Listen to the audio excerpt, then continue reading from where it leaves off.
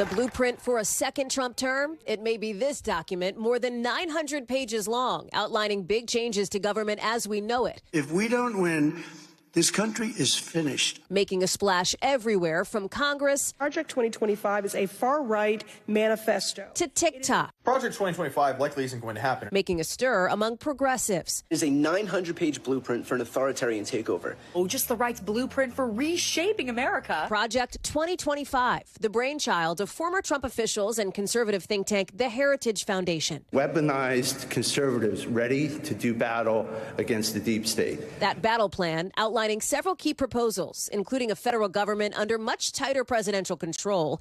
Even now, independent agencies like the Department of Justice would answer almost entirely to the president.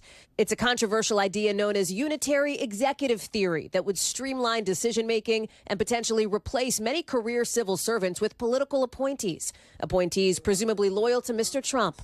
The plan calls for more spending for a U.S.-Mexico border wall, a signature Trump proposal back in 2016. Build that wall. More federal power to control immigration and increased fees for the immigrants allowed to stay. On this side of the border, big cuts to corporate taxes and income tax for America's highest earners, cuts to federal investments in renewable energy and carbon reduction goals, and more fossil fuel and energy production.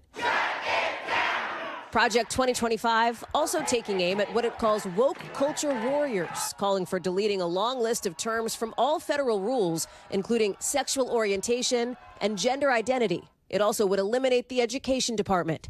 It's not uncommon for think tanks to create wish lists for governments in waiting. But with the race for the White House basically deadlocked, Democratic opposition to the plan is ramping up against what Congressman Jared Huffman, behind the Stop Project 2025 task force, calls a dystopian plot. I think what troubles me the most is just the explicitness of the extremism. We've never seen them talk in this kind of a swaggering, explicit way about basically gutting our democracy. They're doing it now, and the people who are saying these things are the most inner circle leaders of Donald Trump's political world. Those behind Project 2025 accuse Democrats of fear-mongering. This really would tee up an incoming administration to achieve more than we've ever seen under a conservative president before.